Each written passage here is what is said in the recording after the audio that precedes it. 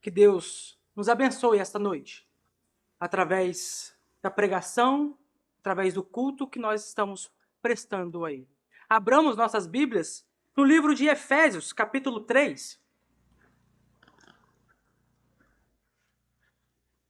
Efésios, capítulo 3, dos versos 1 até o verso de número 13.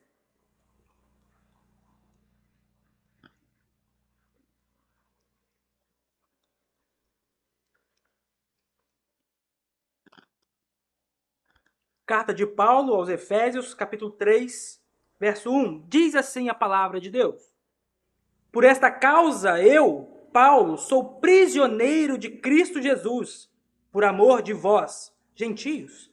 Se é que tendes ouvido a respeito da dispensação da graça de Deus, a mim confiada para vós outros. Pois, segundo uma revelação, me foi dado conhecer o mistério, conforme escrevi há pouco, resumidamente. Pelo que, quando ledes, podeis compreender o meu discernimento do mistério de Cristo, o qual em outras gerações não foi dado a conhecer aos filhos dos homens, como agora foi revelado aos seus santos apóstolos e profetas no Espírito. A saber que os gentios são co-herdeiros, membros do mesmo corpo e coparticipantes da promessa em Cristo Jesus por meio do Evangelho, do qual fui constituído ministro conforme o dom da graça de Deus, a mim concedida segundo a força operante do seu poder. A mim, o menor de todos os santos, me foi dada esta graça de pregar aos gentios o evangelho das insondáveis riquezas de Cristo e manifestar qual seja a dispensação do mistério, desde os séculos, oculto em Deus, que criou todas as coisas, para que pela igreja a multiforme sabedoria de Deus se torne conhecida, agora dos principados e potestades nos lugares celestiais, segundo o eterno propósito que estabeleceu em Cristo Jesus, nosso Senhor, pelo qual temos ousadia e acesso com confiança, mediante a fé nele. Portanto, vos peço que não desfaleçais nas minhas tribulações por vós, pois nisso está a vossa glória. Até aqui foi lido a palavra de Deus. Meus irmãos, durante toda a nossa vida, sempre que envolve algo misterioso, nós ficamos ansiosos para descobrir, ansiosos para desvendar o mistério. Assim como as crianças ficam ansiosas para abrir aquele embrulho de presente, para saber o que está ali dentro. E às vezes ficam tristes porque não era o que queriam ganhar. Mas isso é em nossa vida. Quando nós devemos descobrir algum problema, resolver algum problema, nós ficamos ansiosos até que solucionamos aquele mistério para resolver. E nesta noite, há um grande mistério que foi revelado ao apóstolo Paulo, ao qual nós vamos falar sobre esse mistério. Mas já adianto, o mistério aqui está revelado. Não vivemos em uma religião misteriosa, que existem vários mistérios. Aqui, no Evangelho, está tudo revelado para nós. Só precisamos ler e aceitar aquilo que já foi revelado. No verso 1 diz assim: por esta causa eu. É estranho você começar um texto dizendo, por esta causa eu. Se fosse uma carta, poderia soar difícil de entender. Mas aqui, lembrem-se que as divisões do texto, os versículos, foram acrescentados para que nós conseguíssemos encontrar o texto bíblico de uma forma mais simples. Mas aqui é uma carta, foi tudo escrito direto. Não tinha os números e não tinha os subtítulos. Por esta causa eu está se referindo ao capítulo anterior, ao capítulo 2, onde aparece a derrubada da parede da inimizade. Aquela parede que separava os gentios dos judeus no templo. Então, por esta causa, Paulo, sou prisioneiro de Cristo Jesus. E veja que Paulo estava numa prisão, mas ele reconhece a soberania de Deus. Ele estava prisioneiro por Cristo Jesus, e não por aquele imperador da época, não por aquele rei. Então, por esta causa, por causa da salvação dos gentios, Paulo se encontrava preso. E aqui é uma rápida lição.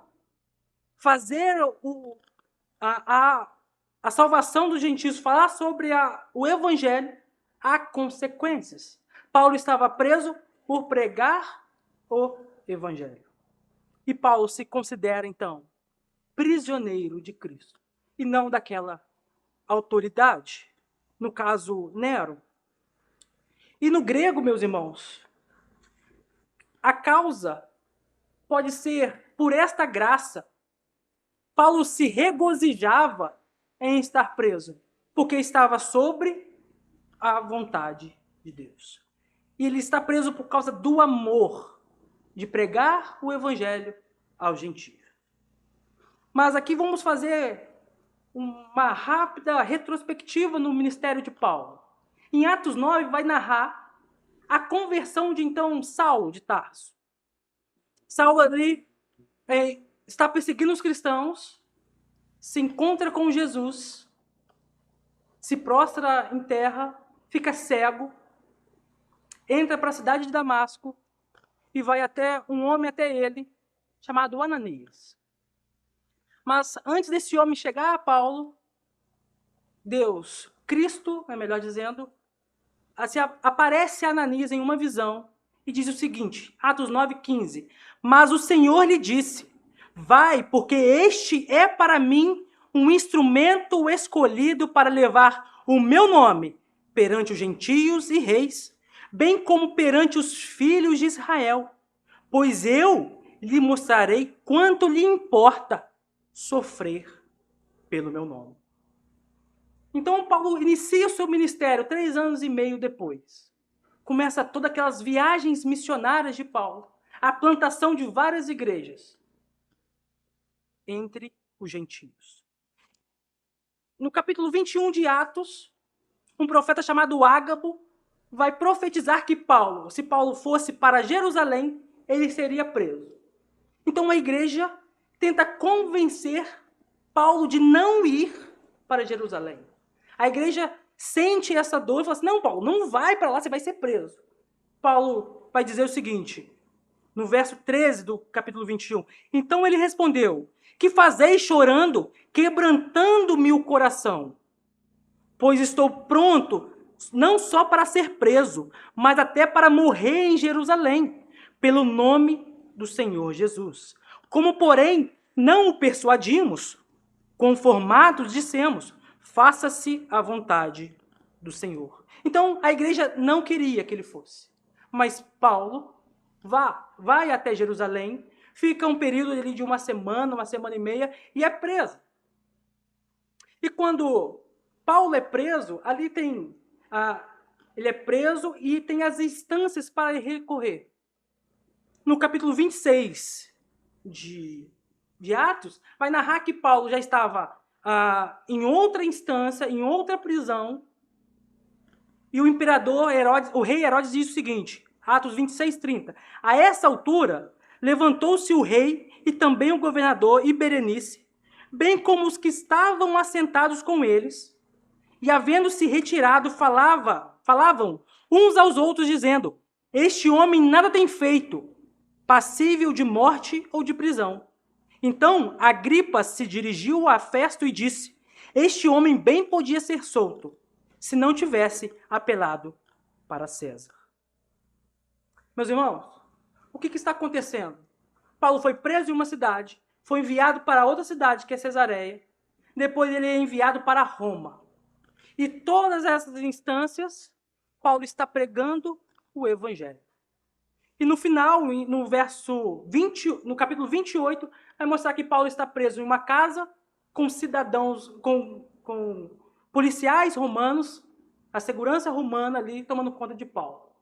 E acaba o capítulo 28 de Atos, acaba o livro de Atos, e a gente não tem, biblicamente, ali como provar a morte de Paulo ou o que aconteceu com Paulo. Mas o livro acaba com Paulo preso. Mas lembrem que aquilo que Cristo havia falado para Ananias, Cristo, uma espécie de profecia que Cristo havia falado, estava se cumprindo. Paulo já havia feito seu ministério entre os gentios, mas ainda faltava pregar aos reis. Então, dentro da prisão, a profecia se cumpre na vida de Paulo, pregando aos reis. Então, a soberania de Deus está na vida de Paulo, o conduzindo para dentro da prisão, para que o evangelho avançasse também sobre os reis. Então, esse é o cenário que está desenhado aqui. Paulo foi preso por pregar o evangelho aos gentios, para derrubar a separação entre gentios e judeus.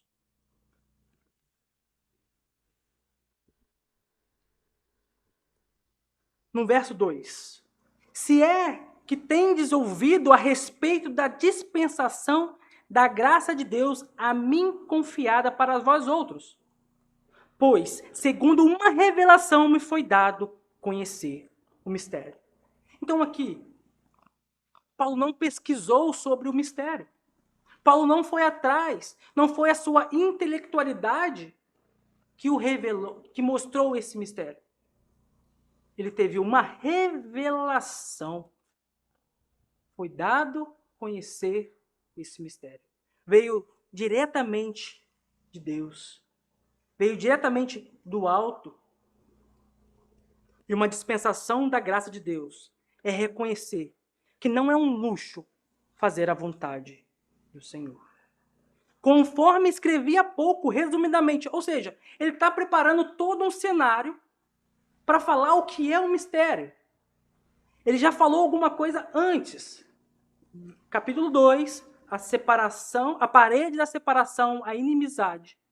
Então, ele está nos preparando para compreender que mistério é esse. Pelo que, quando ledes, podeis compreender o meu discernimento do mistério de Cristo. Então, cada vez mais, Paulo está colocando um cenário para que aqueles cristãos, que são os gentios, compreendessem um grande mistério de Deus. Para que aqueles cristãos pudessem compreender o que estava por vir, o que tanto Paulo pregava. E é exatamente por isso que Paulo estava preso.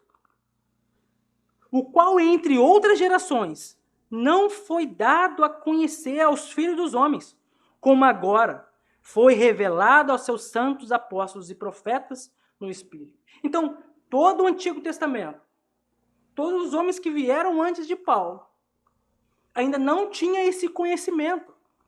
Era algo muito importante, muito sério, que estava para ser revelado. Mas então, o que é isso que esperou esse tempo todo para revelar? O apóstolo Paulo é conhecido como o apóstolo dos gentios. E no verso 6 ele vai dizer que mistério é esse. A saber que os gentios são co-herdeiros, membros do mesmo corpo e coparticipantes da promessa em Cristo Jesus, por meio do Evangelho. Meus irmãos, quando a gente lê esse texto rapidamente, passa batido. Mas vamos tentar voltar aqui. No primeiro século, até a vinda de Cristo, somente os judeus eram abençoados por Deus. Era apenas uma nação Nós vemos todo o Antigo Testamento falando da nação de Israel. Todo. Até aqui. Agora imagine, todos nós estamos perdidos, não temos um Deus que nos guie, não temos uma promessa sobre o nosso futuro, estamos totalmente perdidos. Estamos ao léu. E agora vai dizer que agora nós somos co-herdeiros. Então, isso enche o coração daqueles primeiros cristãos. E em consequência disso, assim como eu falei com as crianças, nós somos abençoados por isso, porque nós somos co-herdeiros. Aqui não há nenhum judeu. Nenhum de nós estávamos sob a bênção de Deus. Nós não herdaríamos nada de Deus. Mas agora Paulo traz um entendimento profundo que atinge diretamente a nossa igreja, a nossa vida. Nós não merecíamos aquela herança. Agora nós somos co-herdeiros. Membros do mesmo corpo. Então, há uma dupla união. Nós fomos unidos aos judeus e unidos a Cristo. Agora é um único corpo. Então, imaginem a revolução, eu não gosto dessa palavra, que aconteceu naquele momento. Porque 2000 anos ouvindo que aquela nação era a nação de Yahvé. Era a nação do Deus vivo. E agora se abriu isso. Não há mais uma nação.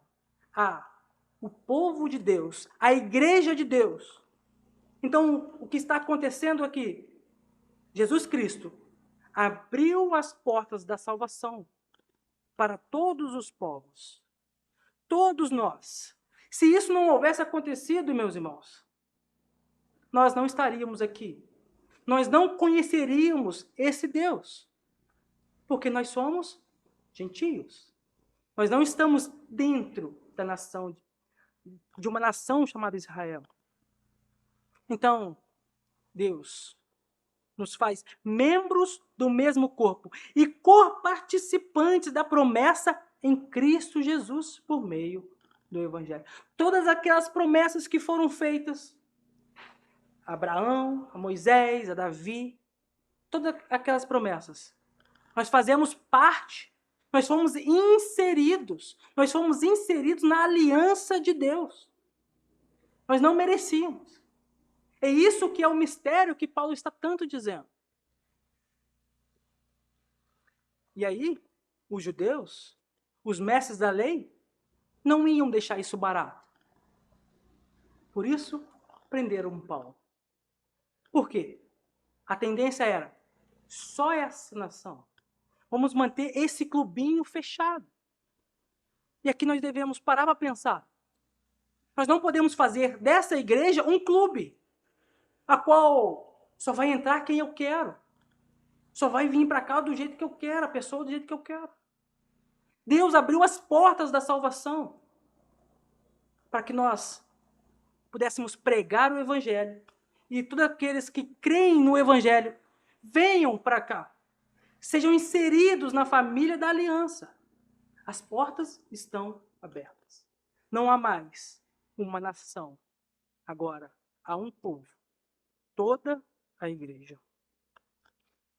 E aqui no verso 7, ele vai dizer, do qual fui constituído ministro, conforme o dom da graça de Deus. Amém concedida segundo a força operante do seu poder. Meus irmãos, e nós devemos pensar.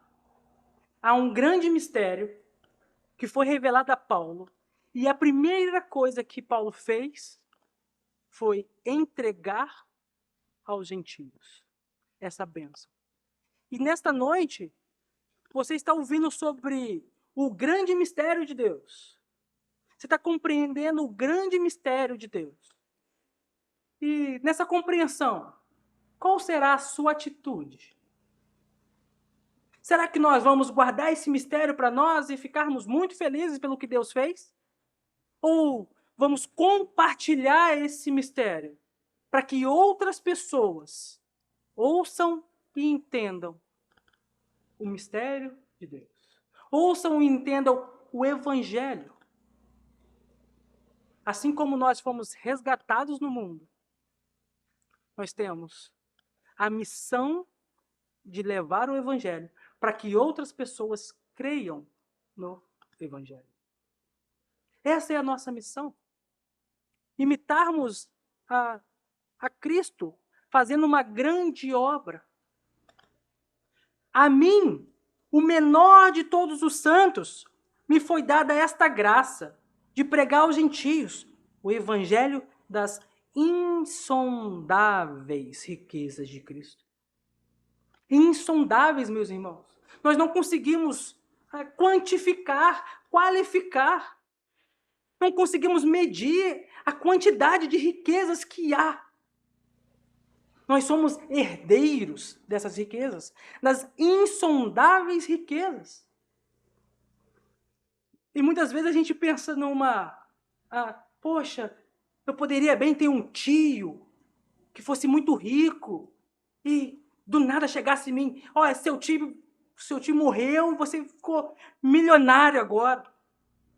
Mas eu estou dizendo que há uma riqueza muito maior do que essa. As insondáveis riquezas de Cristo. Nós olhamos para o Evangelho, nós olhamos para a Bíblia e vemos inúmeras bênçãos.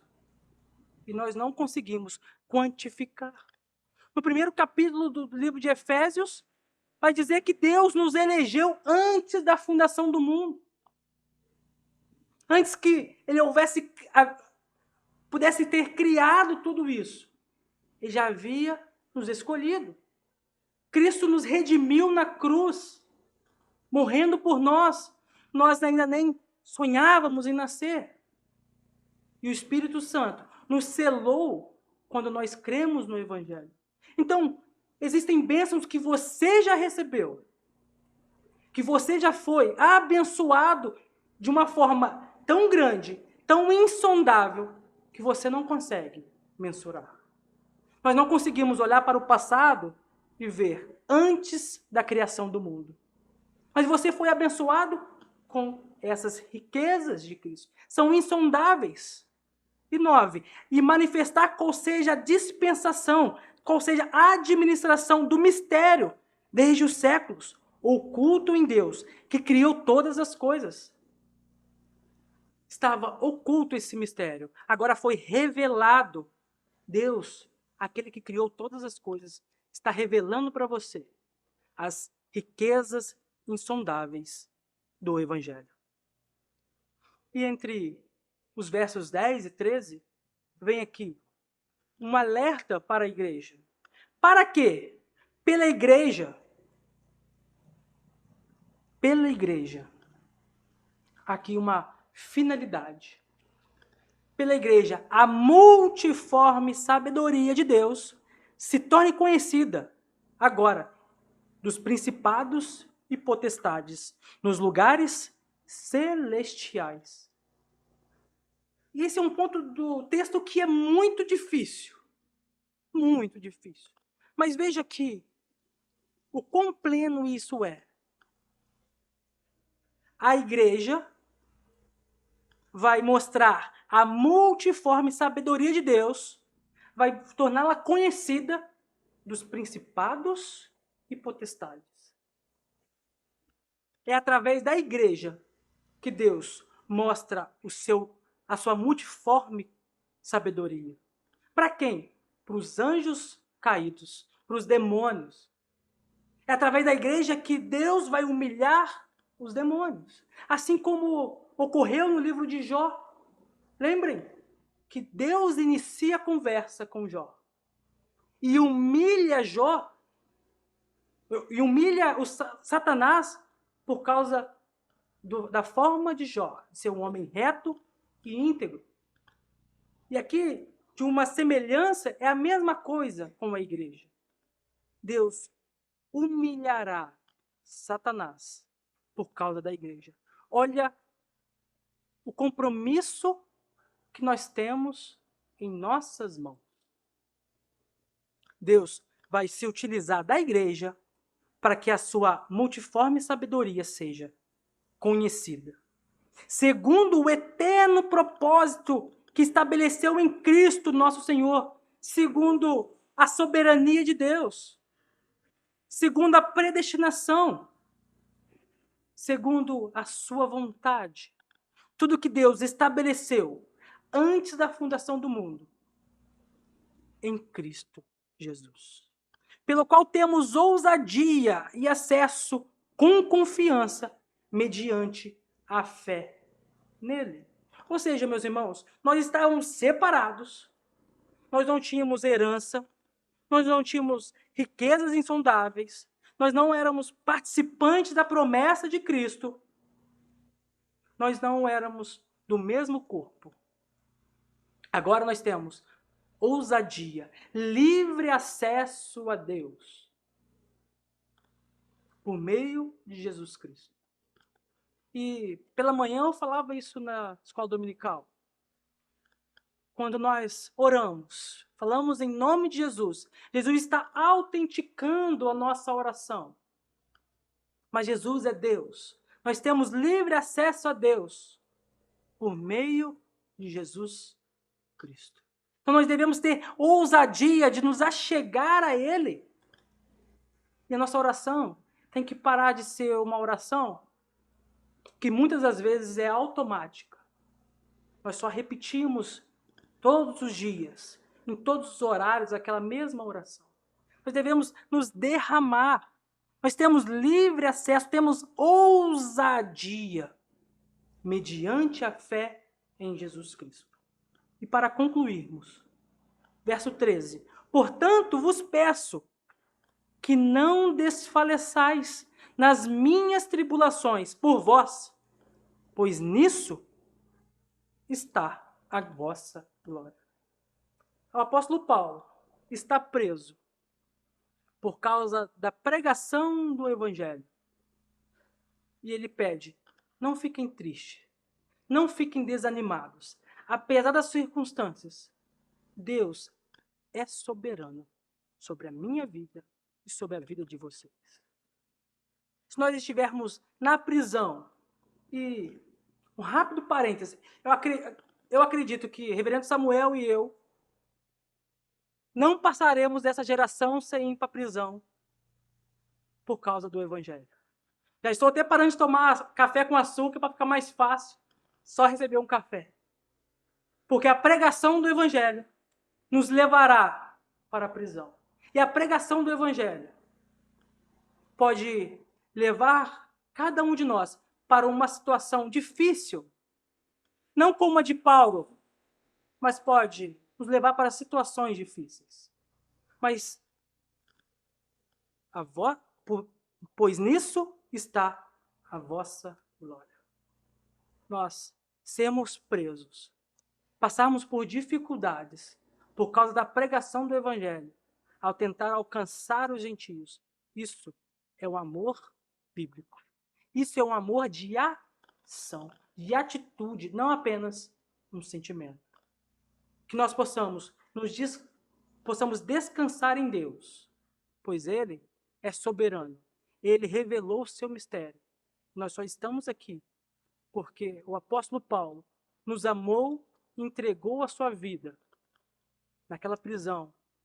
E veja que todas as cartas, ou melhor, a maioria dessas cartas, foram escritas quando ele estava preso. A vontade de Deus se fez na vida do apóstolo Paulo, dentro da prisão. Independente de onde você esteja, da dificuldade que você esteja passando, a vontade de Deus será feita em nossa vida. Que nós possamos descansar em Cristo. Possamos descansar nele, pois ele é fiel e justo. Nós não podemos nos envergonhar do evangelho, que é poder de Deus para salvar. E aqui está o mistério revelado. E amanhã, quando acordar, lembre-se disso. O que você fará com esse mistério que foi revelado de dentro de uma prisão? Pense nisso. O que eu tenho feito com o evangelho que eu já conheço, com um Deus que já me abençoou, que eu tenho devolvido? Nós cremos que fomos salvos por Deus e por isso, em amor, nós vamos trabalhar, porque o que Ele fez, nós nunca poderíamos fazer.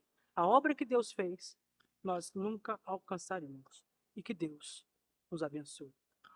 Oremos, meus irmãos. Grandioso e eterno Deus, aquele que é justíssimo, santíssimo, aquele que nos ama.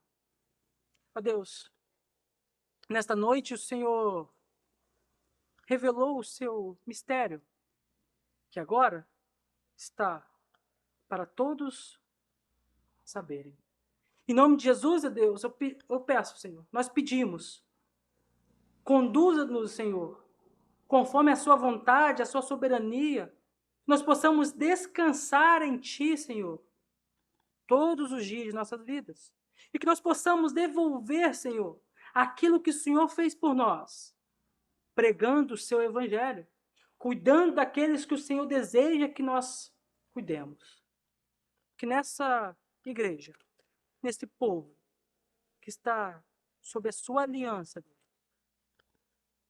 possamos compreender todos os dias que o Senhor derramou insondáveis riquezas, nos abençoou de uma forma que nós não conseguimos compreender, mas que o nosso coração seja cheio do seu amor, seja cheio de Ti, ó Pai, que cada dia mais nós possamos caminhar em direção à Sua santa palavra, à Sua santa vontade.